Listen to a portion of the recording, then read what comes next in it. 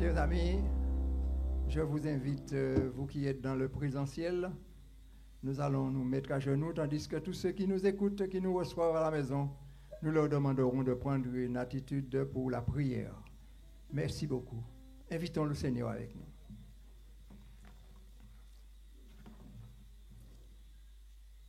Dieu, notre Père céleste, nous te bénissons, nous te rendons honneur et nous te rendons gloire, car tu es digne, notre Dieu. Nous te bénissons, Seigneur, nous te remercions pour la vie que tu nous permets de vivre, de jouir. Malgré les difficultés de ce monde dans lequel nous sommes, Seigneur, nous sommes heureux de bénéficier de la grâce en Jésus-Christ, notre Sauveur. Nous te remercions, tu nous as donné une bonne journée et tu nous permets encore d'être à tes pieds ce soir une fois de plus pour bénéficier de la grâce que tu as pour chacun de nous ce soir. Nous venons, Seigneur, pour te bénir, pour te louer une fois de plus. Nous te remercions pour Jésus, notre Sauveur. Nous te remercions pour le sacrifice que Jésus a accompli pour nous. Seigneur, nous venons déposer nos fardeaux à tes pieds parce que nous savons que tu es capable, Seigneur, notre Dieu. Nous venons dans le nom de Jésus te demander le pardon pour nos péchés. Pardonne nos fautes, Seigneur, tu nous connais. Nous avons besoin de toi. Merci pour ce programme, Seigneur, que tu mets à notre portée pour entendre ta voix, pour nous laisser conseiller, enseigner, diriger par toi. Ô Seigneur, notre Dieu, fais-nous grâce de ta présence ce soir. Nous élevons ton serviteur qui doit parler en ton nom. Accorde-lui ton Esprit Saint, Seigneur, notre Dieu, et bénis-le dans l'exposé, Seigneur, de la vérité ce soir, afin que dans nos cœurs, nous pouvons trouver la solution que tu as apportée pour nous. Nous voulons, Seigneur Jésus, également élever tous ceux qui sont malades, Seigneur, ceux qui attendent quelque chose de nouveau de toi ce soir. Nous te demandons, notre Dieu, une grâce. Nous élevons devant toi ce jeune homme, Seigneur, que tu connais. Il a besoin de toi. Il attend une intervention de ta part dans sa vie, Seigneur. Nous savons que tu es capable, notre Dieu. Fais grâce, fais miséricorde. Relève, redresse, Seigneur. Guéris dans ta grande miséricorde. Oh, bénis, Seigneur, tous ceux qui sont agenouillés à tes pieds. Tous ceux qui sont, Seigneur, en quelque lieu, en quelque part, et qui partagent ce moment de grâce, qui ont mis à part, Seigneur Jésus, ce moment pour recevoir tes instructions. Fais place dans leur cœur et répands ta bénédiction abondamment. Ô Seigneur, nous plaçons sous ta garde, sous ta direction, sous la direction de ton Esprit Saint, le message de ce soir, la rencontre, le programme de ce soir. Permets que le nom de Jésus soit élevé, soit glorifié et que ton peuple soit béni. En son nom, nous te prions pour ta gloire. Amen. Amen.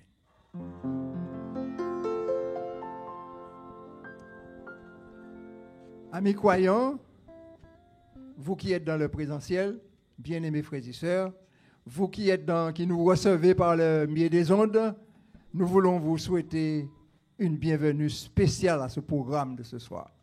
Nous sommes contents de partager ce moment béni où la prédication de l'Évangile où l'Évangile est prêché. Nous croyons que ce soir, le Dieu qui est capable a une solution à un problème peut-être dans le passé, un problème dans le présent, un problème peut-être dans l'avenir. Il a la solution, notre Dieu, car il est capable. Notre Dieu est grand et tout-puissant.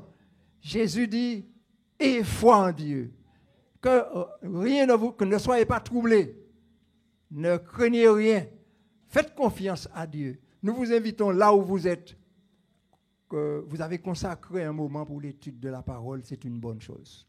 Car la parole de Dieu dit que vous faites bien de prêter attention à la parole, parce qu'il y a une bénédiction attachée à ceux qui écoutent, à ceux qui lisent et à ceux qui mettent en pratique cette parole. Nous croyons que le temps est venu maintenant de rechercher ce qui est élevé, de rechercher ce qui est stable, de rechercher Jésus-Christ, notre Sauveur, la solution à nos problèmes. Ainsi, nous vous souhaitons les bienvenus dans ce programme de ce soir, car Dieu a quelque chose pour vous. Préparez-vous à recevoir cette grâce. Dieu guidera ce programme de ce soir. Nous voulons vous rappeler que nous sommes encore ensemble demain soir, si Dieu veut. Jeudi soir, nous sommes libres.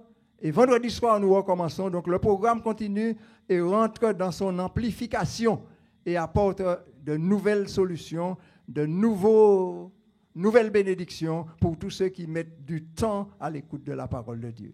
Ainsi, mes amis, nous vous souhaitons une bienvenue particulière. Que l'Éternel vous bénisse. Amen.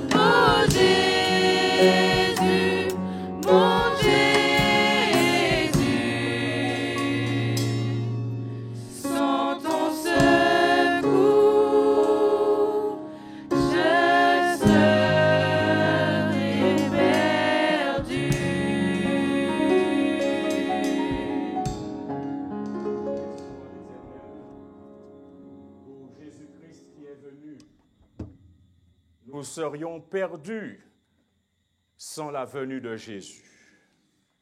Mais loué soit Dieu pour Jésus qui est venu ici-bas. Et parce que Jésus est venu, nous avons l'offre du salut. Et nous savons qu'un jour, tous les problèmes, toutes les difficultés auxquelles nous sommes confrontés et qui nous font du tort, et qui sèment la panique, qui sèment le doute, qui occasionnent la peine, qui engendrent la souffrance ici et là, seront terminées, toutes ces choses seront bannies pour l'éternité. Ô Père éternel, alors que nous sommes rassemblés dans ta maison ce soir, nous pensons à toutes ces familles, à toutes ces personnes, à tous ces gens du nord au sud, d'est en ouest, qui font face à des challenges, qui ne savent où donner de la tête, et qui crient à toi et qui te supplient afin que tu interviennes dans leur situation et que tu changes ces situations, que tu enlèves la tristesse, que tu enlèves la peine, que tu enlèves la maladie, que tu leur apportes, Seigneur, le réconfort dont ils ont besoin. Ô Père éternel, visite ton peuple en cette heure. Parcours tout ce pays, parcours le monde, et tous ceux qui peuvent entendre ce message, Seigneur, apporte-leur une bénédiction spéciale. Fais-leur grâce, Seigneur, et permets que leurs yeux s'ouvrent et qu'ils ne voient pas les problèmes, mais qu'ils voient la solution, Jésus-Christ. Ô Père, tant de souffrances, tant de maladies, tant d'incertitudes, et nous voulons nous enraciner dans ta parole et ne pas nous laisser fourvoyer par ce que l'on dit à la télévision, à la radio, ce que les voisins disent, mais nous voulons nous réconforter, nous appuyer sur ta parole qui ne dit rien de mauvais, mais qui dit la vérité, parce que cette parole a été révélée par le Saint-Esprit. Ô Père, visite le Verbré, visite la Martinique et fais que ta voix retentisse dans ces contrées, que les hommes et les femmes dont les cœurs sont touchés par le message réalisent que tu leur donnes une opportunité pour eux de prendre la résolution d'avoir Jésus-Christ comme leur Seigneur et leur Sauveur. Oh, le temps va vite, l'heure est grave, Et permets que ces personnes, Seigneur, là où elles sont, puissent réaliser que la tradition n'est pas ce qu'il leur faut, mais c'est ta parole qui élève Jésus-Christ qu'il leur faut. Ô Père, chasse de ces lieux toute force, toute influence mauvaise, chasse de ces lieux toute personne mal intentionnée, que ce soit ici en présentiel ou même à la maison, ou là où les gens reçoivent ton message, que les amis ne viennent pas les perturber, mais que ces personnes dans leur chambre, dans leur salon, sur leur balcon, devant leur téléphone, devant leur ordinateur, devant leur téléviseur, soient libres d'entendre ta parole. Ô Père, que Jésus-Christ soit exalté et que le monde entier sache que Jésus est sauveur, Jésus est Seigneur, et que tout genou fléchira devant Jésus-Christ. Maintenant, Père éternel, prends possession de ton serviteur. Cache-le dès la croix, afin que tu sois vu, que ton message soit entendu et que l'Esprit Saint soit l'instructeur principal de cette prédication au nom de Jésus. Amen.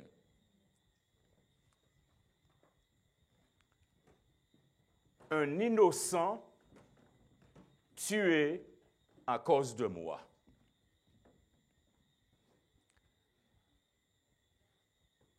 Lorsqu'on réfléchit à la préméditation, on pense à un dessein planifié, organisé à l'avance, où l'on commet un acte délictueux, où l'on commet une mauvaise action la plupart du temps. On l'a pensé, on l'a conçu, on l'a planifié. Il n'y a pas d'erreur. C'est une chose structurée, une chose qui est là et qui a été apprise. Les mouvements, les gestes. Et quand le moment arrive de l'exécution, ce n'est pas un accident. Ce n'est pas une bavure. Ce n'est pas un lapsus. Mais la chose a été préparée. La chose a été réfléchie à l'avance et mise à exécution. Nous voulons ce soir ouvrir la parole de Dieu. Un innocent tué à cause de moi. Il y a un grand général du nom de Jorab. Jorab signifie l'Éternel Père ou l'Éternel est mon Père. L'Éternel est Père ou l'Éternel est mon Père. Jorab est un chef, le chef de l'armée du deuxième roi qui monta sur le trône d'Israël. Jorab avait une grande influence, un poste important. Jorab, c'est celui qui est le fils de Séruja. Jorab, c'est celui qui a des frères, Abishai et Azaël. Et on dit de Azaël qu'il avait les pieds légers comme une gazelle dans les champs. Et ce grand général, ce chef militaire, eh bien, il reçoit un message, un ordre du roi. Dans 2 Samuel, chapitre 11, verset 6, la Bible dit, David expédia cet ordre à Jorab. Envoie-moi Uri, le Héthien. Et Jorab envoya Uri à David. Et Uri se rendit auprès de David. Et David l'interrogea sur l'état de Jorab. Jorab était le neveu de David. Et on peut comprendre qu'il va s'enquérir de la bonne santé, de la bonne forme de son neveu, quoiqu'il fût son chef d'armée.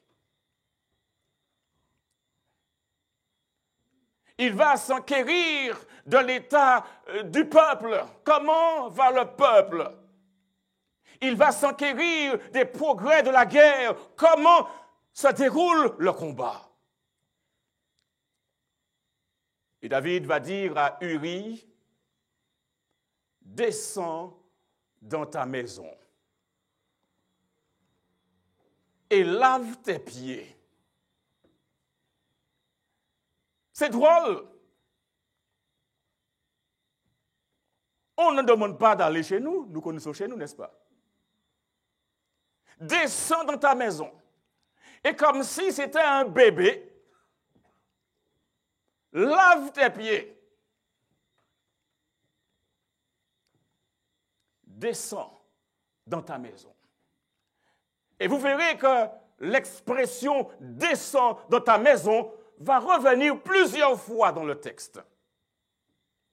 Au point où vous serez obligé de vous poser la question « Pourquoi insiste-t-il autant pour qu'il descende dans sa maison ?»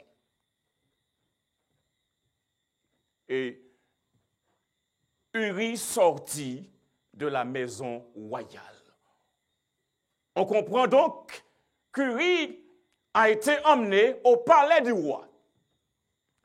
On comprend ici qu'Uri était en face du roi d'Israël, David. Et qui plus est, lorsqu'il va sortir de la maison royale, disons, il sort du palais, on lui donne un présent. Le roi lui donne un présent. Il fut suivi d'un présent du roi. Le chapitre 11, le verset 9 de 2 Samuel nous dit « Mais, il y a un problème. Lave tes pieds, descends chez toi, voilà un présent. » Et l'on pensait qu'il aurait été content, mais ce mais qui met l'opposition, ce mais qui est un puissant adversatif. Mais Uri, au lieu d'aller chez lui, se coucha à la porte du palais, avec tous les serviteurs de son maître, et il ne descendit point dans sa maison. Rappelez-vous que celui qui lui a demandé de descendre sa maison, ce n'est pas un serviteur à la porte, mais c'est le roi. Le verset 10 nous dit, on en informa David. Et c'est comme si c'était un crime de lèse-majesté. Le roi demande au jeune homme de descendre dans sa maison, lui donne un présent, et au lieu de faire ce que le roi lui demande de faire, il va tout simplement se coucher à la porte de la maison royale. Sans doute ceux auprès de qui il s'est couché ont fait un rapport au roi. Uri n'est pas descendu dans sa maison. Comme quoi rien ne reste caché. Il n'est pas allé dans sa maison et le roi sait tout de suite. Son service de renseignement fonctionne bien. Et David dit à Uri, on a l'impression qu'il y a un dialogue entre le roi et Uri. Je ne sais pas si vous avez autant de facilité pour parler au président de la République. Mais on a ici un dialogue entre Uri et le roi. N'arrives-tu pas de voyage? Et cela suppose que tu es fatigué, va te reposer. Vous savez, il y a des gens qui veulent jouer au costaud, n'est-ce pas? Ils veulent montrer qu'ils ont plus d'énergie que les autres. N'arrives-tu pas de voyage? Pourquoi n'es-tu pas descendu dans ta maison? Il lui pose une question. Et quand le roi pose une question, il s'attend à recevoir une réponse. Et comme des parents qui posent une question à leurs enfants et qui disent, lorsque les enfants ne réagissent pas, ou pas tenant par les barreaux, réponds-moi. Et Uri, il va répondre. Il dit à David, l'arche et Israël et Juda habitent dans des tentes. Mon seigneur Jorab et les serviteurs de mon seigneur campent en rase campagne. On a l'impression, lorsque Uri parle de l'arche, et qu'ils disent que l'arche habite dans des tentes, et qu'Israël et Juda habitent sous des tentes, il y a une note de choses inacceptables. C'est possible que l'arche et Israël soient sous des tentes. Et j'ai l'impression qu'il compare l'arche, l'habitacle de l'arche avec le palais royal. Et qu'est-ce qu'il dit par la suite? Verset 11. Et moi, j'entrerai dans ma maison pour manger et boire et pour me coucher avec ma femme. Et pour coucher avec ma femme, aussi vrai que tu es vivant. Et que ton âme est vivante, je ne ferai point cela. Je ne sais pas si vous entendez le cœur de David battre. Comment Uri arrive à cette conclusion pour dire oui, déjà il y a une critique. L'arche, Israël, ton neveu, le général Jorab, eh bien il dort en rase campagne. Et puis moi ici, je me dirigerai et je dormirai dans la maison. J'irai coucher avec ma femme, tandis que eux, ils sont en guerre. Jamais je ne le ferai. Je ne ferai point cela. J'imagine David qui voit la situation lui échapper parce qu'il a un plan en quelque part. Et son plan est en train d'être mis à mal parce que cet homme n'a pas sommeil. Il n'a pas sommeil. Et qui plus est, sa maison, il ne veut pas la voir. Et ne voulant pas voir sa maison, il ne veut pas non plus voir sa femme. Parce que la femme est là, n'est-ce pas?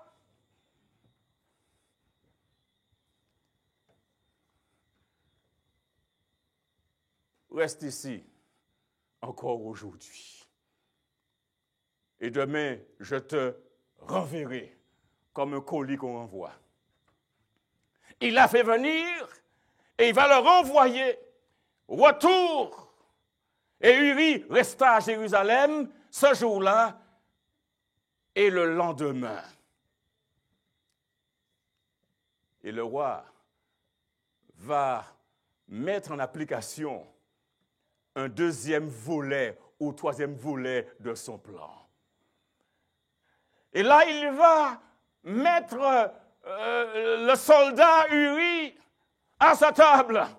Il va être invité à manger à la table du roi. Vous imaginez, il y a des gens, lorsque le préfet les invite à Didier, oh, ils se sentent si bien.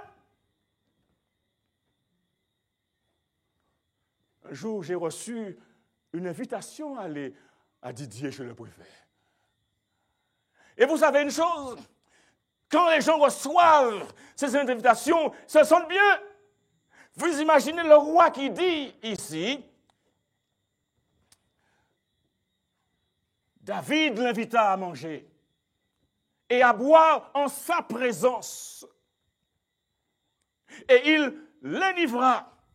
Et le soir, Uri sortit pour se mettre sur sa couche. Uri a mangé. Uri est content du repas. Parce qu'à la table du roi, il y a de bons mets, n'est-ce pas? Il y a de bons mets. Et à la table du roi, Uri est tellement bien nourri, mais le roi a une attention spéciale pour Uri. une délicatesse particulière pour Uri. Et il s'assure que Uri ait suffisamment de vin au point où Uri a tellement bu qu'Uri a perdu la tête. Uri est boulé. Et le roi se dit, mes affaires sont en bonne voie. Parce qu'un homme qui est boulé n'a pas tous ses réflexes, n'est-ce pas?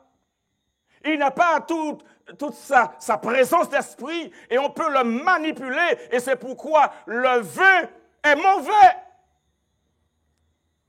Et c'est pourquoi Dieu nous invite à l'abstinence totale.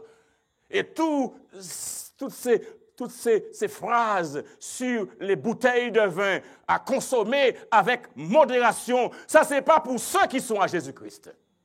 Ceux qui sont à Jésus-Christ, ils ne sont pas dans la modération de la consommation, ils sont dans l'abstinence de la consommation.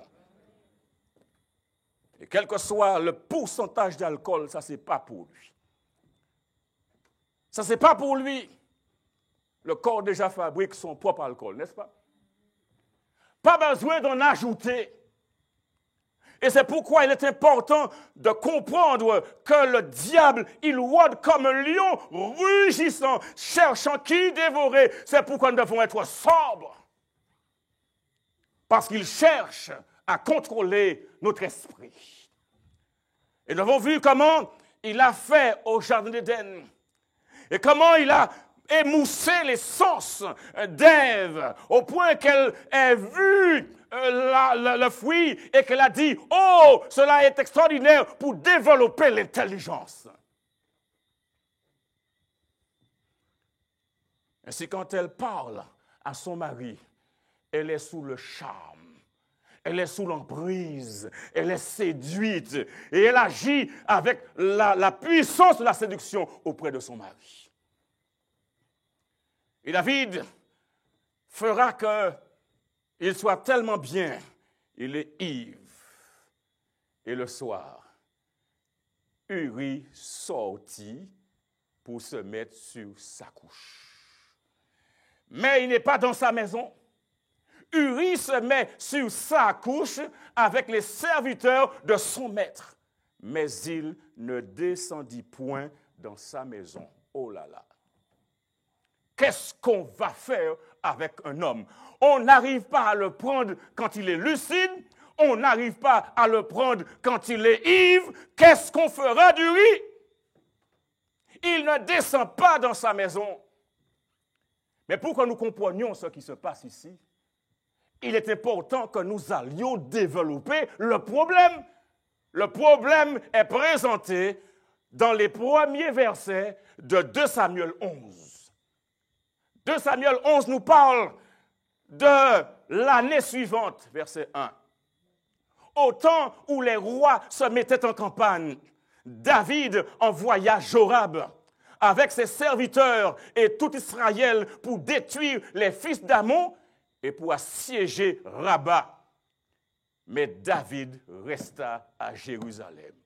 Cela n'est pas coutumier, parce qu'en principe, les rois d'Israël étaient les premiers quand il y avait la guerre. Et ça, c'est une tactique israélienne qui a porté ses fruits. Les généraux sont devant. Mais pourquoi le roi est à Jérusalem? Est-il malade? Y a-t-il un problème? A-t-il un conseil d'administration? Pourquoi il est à Jérusalem? Et vous savez parfois ce qui se passe lorsque vous devriez être sur le champ de bataille, lorsque vous devriez être dans la mission et que vous n'êtes pas dans la mission, vous êtes ailleurs, il y a le diable qui va former des tentations pour vous détruire. Et c'est pourquoi je dis qu'il est dangereux de prendre des repos sabbatiques. Vous n'avez pas compris, hein? Il y a des gens qui vont vous dire, je ne travaille pas pour Dieu. Cette année-là, je ne fais rien, je visite à droite et à gauche. Je n'ai pas le temps pour ceci, je n'ai pas le temps pour cela. Mais lorsqu'on n'est pas là où l'on devait être, là où Dieu veut que nous soyons, le diable, il nous donne une autre mission. Et voilà comment il va s'en prendre. Il a regardé depuis longtemps, il a examiné, il a étudié et il connaît nos faiblesses. Il connaît nos points faibles. Il nous voit quand nous sommes dans la chambre à coucher. Il nous voit quand nous sommes dans le salon. Il nous voit quand nous sommes à la cuisine. Il nous voit quand nous sommes sur le balcon. Il nous voit quand nous sommes sur la route. Il nous voit quand nous sommes au travail. Il nous voit quand nous sommes seuls. Il connaît ce que nous commandons. Il sait notre sandwich préféré. Il connaît nos goûts et nos couleurs. Il sait quel hôtel nous fréquentons. Il sait quels sont les amis qui gravitent autour de nous. Il connaît nos habitudes. Il sait aussi s'il y a telle femme qui nous guette et qui nous font et qui fait ceci. Il sait toutes ces choses. Il connaît aussi les réponses que nous donnons à ces femmes ou à ces hommes. Un soir, verset 2, David se leva de sa couche. Et comme il se promenait sur le toit de la maison royale, il aperçut de là une femme qui se baignait et qui était très belle de figure. Un soir, David, il se promène sur le toit de la maison. Ainsi donc, il avait une vue panoramique. Il pouvait dominer et voir. Ces genres de maisons constituent des pièges. Parce qu'on sait bien, lorsqu'on est au 5e, au 17e, on peut voir tout ce qui se passe en bas. Et puis, mes amis, dites-moi, quand on est au 3e, alors qu'il y a 17 étages, ou 22, ou 50, on sait qu'il y a une piscine par en bas, n'est-ce pas? Et si on se met n'importe quand, on peut être vu. David vit une femme qui se baignait et qui était très belle de figure. Et David, verset 3, fit demander qui était cette femme. Sa curiosité s'est mise en route. Qui était cette femme? Et on lui dit, la question me paraît bizarre, n'est-ce pas? Ça me dit comme s'il avait déjà une petite idée par rapport à la réponse qui est donnée. N'est-ce pas Bathsheba, fille d'Eliam, il y a toutes les formations, hein?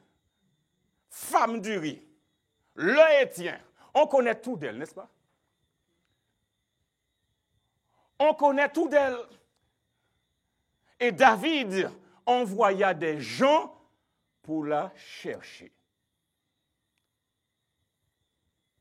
David a reçu toutes les informations concernant Bathsheba. David a reçu l'information où il sait que Bathsheba, c'est la fille d'Eliam, mais ce n'est pas une jeune fille. C'est la femme d'Uri. C'est le Héthien, le Uri. Il ne peut pas se tromper. C'est un militaire à toi, sous les commandements de ton général. David n'est pas dans l'ignorance ici. La question qui est posée donne les informations qui devraient tout de suite arrêter David. On sait qu'elle est mariée, on connaît son nom. Elle porte la bague, je parle en français, n'est-ce pas? Elle sait, David sait qu'elle est mariée, elle est prise. Et pourtant, David, il fait fi de toutes ces informations. Oh, mes amis, Dieu nous dit, sans tenir compte des temps d'ignorance, il annonce à tous les hommes, en tout lieu, qu'ils aient à se repentir. Mais là, nous ne sommes pas dans un cas d'ignorance. On est dans un cas où on est en connaissance. On est en connaissance. Et lorsqu'on est en connaissance et qu'on agit en pleine connaissance de cause, eh bien, on est coupable. Et aussi, on va parler en termes de préméditation, on parlera de circonstances aggravantes.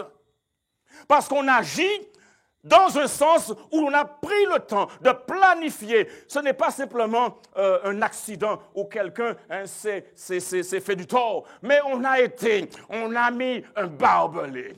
On a entouré la maison et puis on a électrifié le barbelé. Hello! Ce n'est pas un accident, c'est un acte prémédité. Circonstances aggravantes.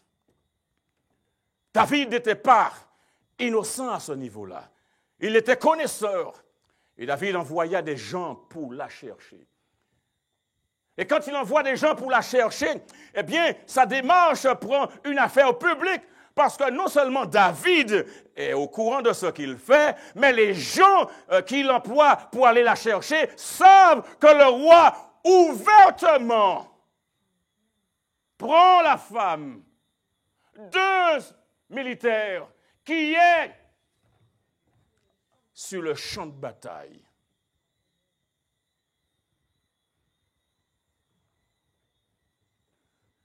Elle vint vers lui et il coucha avec elle. Après s'être purifiée de sa souillure, notons bien souillure, elle retourna dans sa maison. Peut-on se purifier de sa souillure lorsque l'on commet un adultère? Est-ce qu'un bain, une douche peut purifier? Est-ce qu'après s'être baigné, on retourne chez soi et on se couche et tout est réglé? La Bible condamne l'adultère. Il y a un commandement spécifique qui le mentionne dans le 2e livre de la Bible, Exode chapitre 20, qui le mentionne, chapitre 20, c'est le verset 14. Tu ne commettras point d'adultère. Vous pensez que David ignorait ce commandement?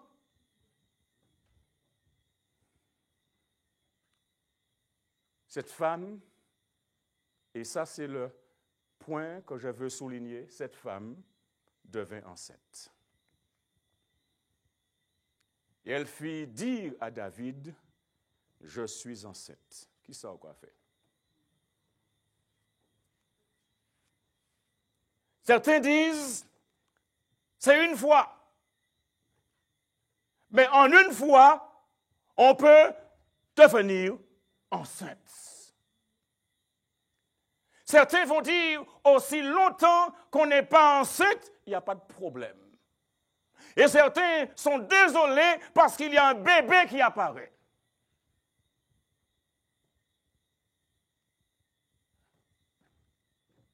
Tu ne commettras point d'adultère. Et là, nous voyons David qui est embarrassé, j'imagine. Le verset 14 de 2 Samuel 11 dit, le lendemain matin, David, il ne voit pas, il est aveuglé. David prend sa plume, il rédige une lettre qu'il donne à Uri et l'envoya par la main d'Uri. Je vous pose la question, si après avoir passé ce temps, le roi vous a fait appeler, vous a soustrait au champ de bataille, vous a supplié de venir chez vous, d'aller dormir chez vous. Chez vous, votre femme y est. Le roi vous a donné un présent. Le roi vous a appelé à sa table, vous a donné à manger, vous a donné à boire. Le roi vous a supplié et maintenant, il ne reçoit pas de résultat par rapport à son programme et il vous remet un courrier. Seriez-vous tenté d'ouvrir ce courrier? Pourriez-vous ouvrir ce courrier? Ce courrier ne vous est pas destiné. Et habituellement, les courriers étaient scellés. S'il avait ouvert ce courrier, on aurait su qu'il avait ouvert. C'est un courrier qui porte le sceau du roi. Un courrier qui est destiné non pas à Uri, mais un courrier qui est destiné au général de l'armée, Joab. Mais ce courrier avait un contenu qui le concernait. Si vous saviez le contenu de ce courrier que nous révélons maintenant au verset 15, si vous saviez le contenu de ce courrier qui est révélé au verset 15, où il écrivit dans cette lettre, placez Uri au plus fort du combat et retirez-vous de lui afin qu'il soit frappé et qu'il meure. Remettriez-vous ce courrier au général? Si vous saviez le contenu, répondez-moi. Vous qui êtes à la maison, sur Internet, sur YouTube, si vous saviez le contenu du courrier qui vous concernait et quand vous auriez vu que cela était un décret de mort vous concernant, auriez-vous remis ce courrier?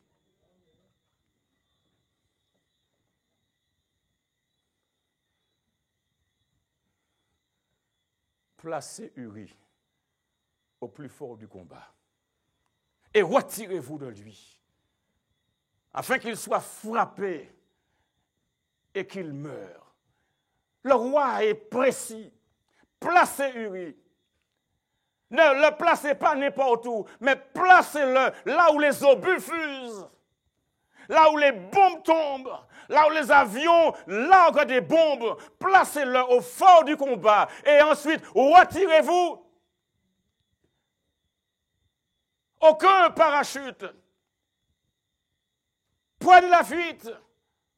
Enlevez-lui le casque en quelque sorte. Afin qu'il soit frappé. Mais il ne se compte pas qu'il soit frappé seulement, mais il faut qu'il soit frappé et qu'il meure.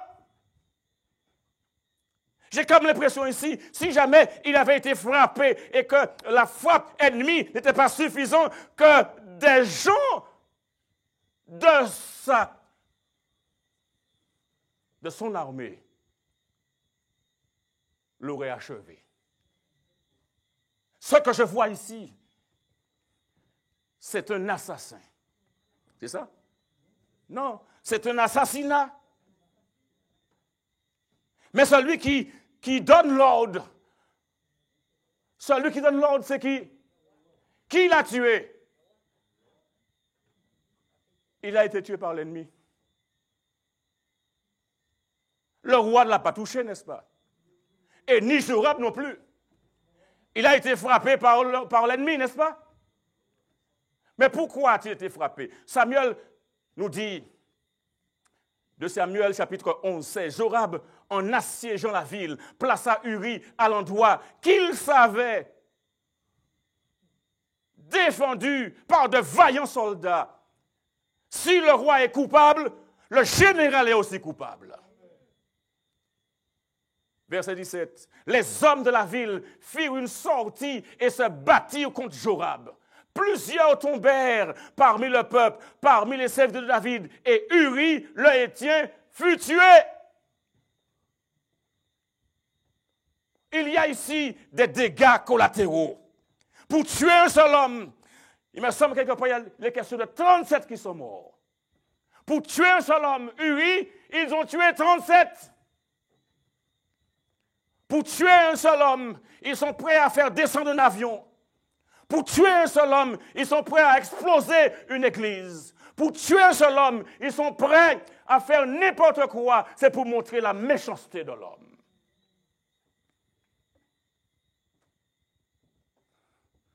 Un innocent tué à cause de moi. Et nous pensons à tout cela. Mais Dieu, son œil voit toutes choses. L'œil de Dieu, rien ne lui échappe. Mais Dieu, en quelque part, qu'est-ce qu'il fait? Il ne laisse pas l'homme dans sa bêtise. Dieu ne laisse pas l'homme dans sa situation. Dieu va à la recherche du pécheur. Il emploie son prophète. Et quelle tâche! Parce que celui dont il est question ici, ce n'est pas un simple citoyen. Il s'agit du roi. Il s'agit du président de la République. Il s'agit du directeur de ceci. Il s'agit d'un gros patron. En 2 Samuel, chapitre 12, versets 1 à 3, l'Éternel envoya Nathan vers David. Et Nathan vint à lui et lui dit, il y avait dans une ville 2 hommes, l'un riche et l'autre pauvre. Cet homme, le prophète Nathan, il est délicat dans son approche. Et il va employer une parabole. Jésus a eu l'occasion d'utiliser des paraboles, mais la parabole nous enseigne quelque chose, il y a des leçons à tirer. Et une fois qu'on a dégagé la leçon, on enlève tout ce qui n'est pas important. C'est comme lorsqu'on a pris le jus de la canne, et puis il y a le machi. Là, le machi, on ne veut pas du machi, n'est-ce pas? Essayez d'avaler le machi. Ça vous abîme la gorge. Vous commencez à tousser. Ce qui est important pour la parabole, c'est de prendre le jus et on jette le machi, parce que le machi nous fait du tort. Il y a une leçon à tirer ici. Le riche avait des brebis et des bœufs en très grand nombre. Le pauvre n'avait rien du tout qu'une petite brebis qu'il avait achetée. Il la nourrissait et elle grandissait chez lui avec ses enfants. Elle mangeait de son pain, buvait dans sa coupe, dormait sur son sein et il la regardait comme sa fille. Verset 4. Un voyageur arriva chez l'homme riche. Et le riche n'a pas voulu toucher ses brebis ou ses bœufs pour préparer un repas aux voyageurs qui étaient venus chez lui. Il a pris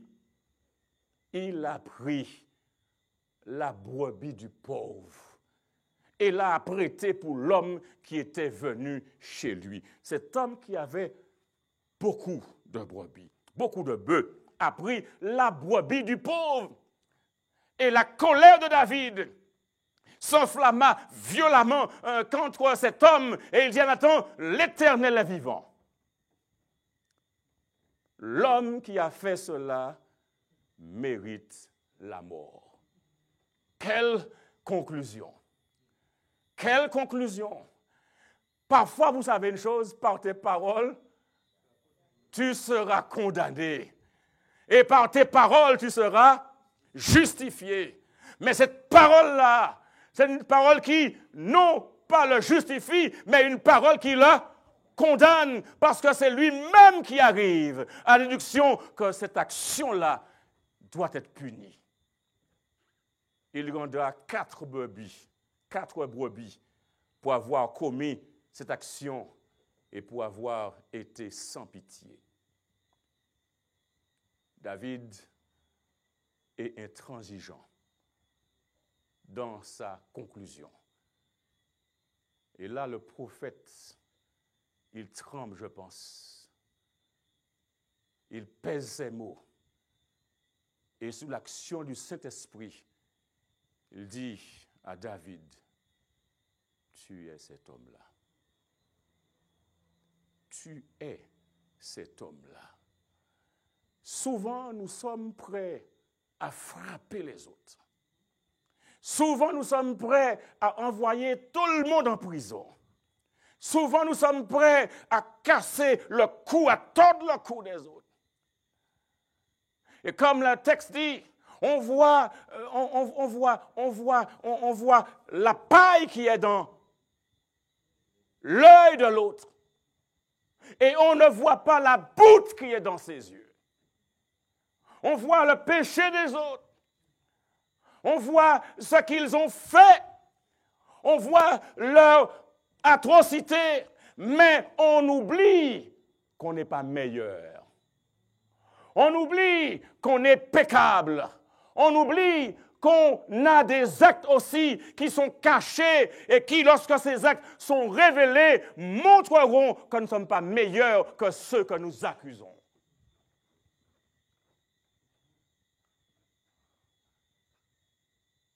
Je t'ai oint, ainsi parle l'Éternel, dit le prophète Nathan, le Dieu d'Israël.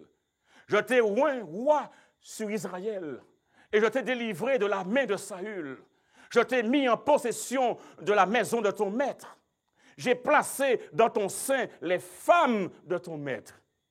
Et je t'ai donné la maison d'Israël et de Juda. Et si cela eût été peu, j'y aurais encore ajouté. Alors, qui ça encore caché là? Tu as reçu tout de moi. Et si ce n'était pas suffisant, j'aurais ajouté pour toi. Qu'est-ce que tu viens de faire?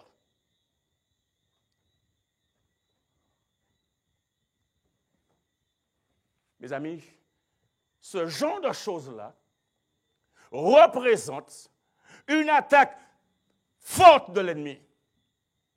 Lorsqu'on baisse la garde, lorsqu'on n'est pas à l'endroit où on devait être sur le champ de bataille, l'ennemi s'organisera pour nous séduire et pour nous massacrer. Pourquoi donc as-tu méprisé la parole de l'Éternel en faisant ce qui est mal à ses yeux? Ce que le prophète dit, commettre l'adultère, c'est mal aux yeux de l'Éternel. Nous vivons dans un pays où les gens parlent de maîtresse, d'amant, de toutes sortes de choses. Et ils sont fiers à arborer leur conquête. Mais la Bible déclare, tu ne commettras point d'adultère. Et ceci est un élément qui est important. Et en ces temps où nous vivons, avec toutes ces lois qui sortent, où tout est débridé, où tout est permis, avec ces lois qui sortent, avec la société qui n'a ni loi, ni frein, rien du tout, où l'on pense que tout est OK, avec un humanisme qui vous dit, allez chercher le pouvoir en vous, la réponse se trouve en vous. It feels good, it's OK. Non, it's not OK. On est aujourd'hui dans une société où, oh, j'aime cela, alors c'est bon. Vous parlez aux gens aux États-Unis, yes, I'm good. I'm good, I'm good, I'm good. C'est comme ça que les gens parlent aujourd'hui. I'm good, I'm good. Mais personne n'est bon. Il n'y a que Dieu qui soit bon. Alléluia. Et quand les gens s'amusent à dire I'm good, ils finissent par croire que ce sont eux qui font qu'ils soient good, qu'ils soient bons. Mais il n'y a que Dieu. Si on n'est pas soumis à Dieu, si l'Esprit de Dieu ne nous dirige pas, nous allons faire les actes, commettre les actes les plus atroces. Des choses que d'autres qui ne connaissent pas Dieu ne vont pas faire. C'est pourquoi il ne faut pas lâcher la main de Dieu. Et David va lui dire, pourquoi donc as-tu méprisé la parole de l'Éternel?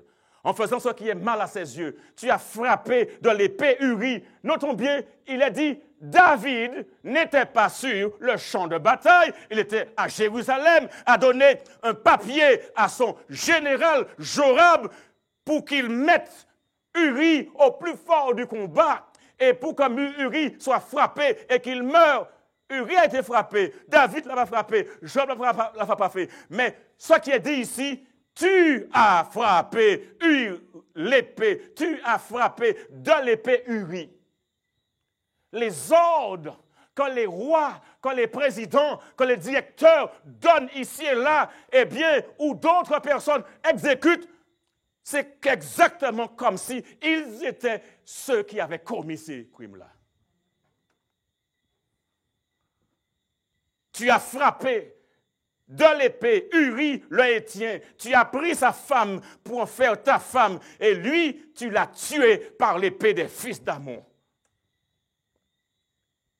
Ce sont les fils d'Amon qui l'ont tué finalement, n'est-ce pas? Mais le prophète dit, David est un meurtrier. David est un assassin. David, c'est toi qui l'as tué. Tu as cherché à dissimuler ton meurtre. Oh, parfois, il y a des choses qui se passent, mes amis. On voit des gens qui présentent bien, des gens qui font toutes sortes de choses. Et puis, il y a tellement de combines. Il y a tellement de complots. Il y a tellement de choses cachées, dissimulées. On rit par-ci, on rit par-là, et puis on se dit Alléluia. Mais les complots sont là. Les combines sont là. Et toutes ces choses vont monter en jugement, mes amis. Et c'est pourquoi il est important que nous comprenions que toute chose qui a été faite dans les ténèbres, toutes ces choses-là monteront en plein jour. Donnez seulement quelques années. Donnez du temps. Et vous comprendrez ce qui se passe en Martinique et ailleurs dans le monde. Ce Dieu est vivant, l'Éternel est vivant, et la vérité finira par triompher. Et je me plais à dire, un mensonge fait le tour du monde, tandis que la vérité enfile ses bottes. Et ce qu'on n'a pas voulu comprendre, ce qu'on n'a pas voulu entendre, ce qu'on n'a pas voulu recevoir, finira par vous exploser au visage. Mes amis, on ne rigole pas avec Dieu. Et dans ma vie, je l'ai vu à plusieurs reprises. On ne se moque pas de Dieu. Tout ce qui est fait dans les ténèbres finira par être révélé en plein jour. Donnez simplement du temps et regardez autour de vous ce qui se passe. L'Éternel est vivant. Un de ces jours, je vous raconterai comment des gens ont fait des complots. Mais je vous le dis ce soir. Comment ils ont fait des complots? J'avais une congrégation quelque part. Les principaux responsables, eh bien, s'organisaient en réunion pour préméditer contre moi. Mais le Seigneur est vivant, mes amis. Et il m'a révélé ces complots. Alors un soir, je suis au sommeil, je dors et je rêve. Et si vous savez, ces choses-là, l'Éternel, il est précis. Et je rêve, et je vois une situation. Et quand je vais à l'église le lendemain, tout va bien, tout baigne, comme on dit. Mais lorsque le culte est terminé, rien ne baigne plus. Et ce que j'ai vu commence à se présenter. Et Dieu m'avait révélé à l'avance. Et c'est ainsi que je suis en mesure d'échapper au piège qu'on m'avait tendu. Mes amis, ce Dieu, il ne rigole pas. On peut faire des combines, on peut faire des complots, on peut mettre des choses en place. Et parfois, on reste silencieux, mais l'Éternel, il travaille pour ses enfants. L'Éternel est vivant. Maintenant, l'épée, les conséquences ne se donnera jamais de ta maison. Versets 10 à 13. Parce que tu m'as méprisé et parce que tu as pris la femme d'Uri, le Héthien, pour en faire ta femme. Ainsi par l'Éternel, voici, je vais faire sortir de ta main le malheur contre toi. Et je vais prendre tous tes yeux, sous tes yeux, tes propres femmes, pour les donner à un autre qui couchera avec elle à la vue de ce soleil. Ce qu'un homme a fait, il le récoltera. Car tu as agi en secret. Je ferai cela en présence de tout Israël et à la face du soleil. Mais David, c'est un homme extraordinaire en même temps. David ne cherchera pas à se justifier, à se défendre. David va avouer son péché. La Bible déclare que David était un homme selon le cœur de Dieu. Et David, devant le prophète, il va dire au verset 13, « J'ai péché contre l'Éternel. » Oui, prendre la femme de l'autre, c'est un péché contre l'Éternel. Et Nathan dit à David, « L'Éternel pardonne ton péché, tu ne mourras point. » Alléluia! Mais cela est venu parce que David a avoué son péché. Cela est arrivé parce que David n'a pas cherché à cacher son péché. David, il a accepté qu'il a été cet assassin. Et le Seigneur, il est prêt à pardonner. Quelles que soient les choses que nous aurions commises, les bras du Seigneur est grands ouverts. Il nous reçoit et nous dit simplement, arrête, change de voie, confesse tes péchés, reste avec ta femme, aime ta femme, chéris ta femme. Ne cours pas auprès d'autres femmes, mais reste là. C'est la femme à qui tu as dit, je t'aime, je prendrai soin de toi, je te protégerai.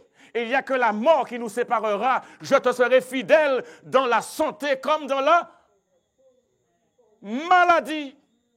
Je te serai fidèle dans la prospérité comme dans l'adversité. Aussi longtemps que je vivrai, l'Éternel est vivant.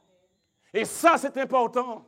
Et je prie le Seigneur que tous ceux qui entendent ce message mettent leurs genoux à terre et demandent à Dieu de prendre le contrôle de leur vie, en sorte que leurs yeux puissent voir la femme qu'ils ont épousée, l'homme qu'elles ont épousé.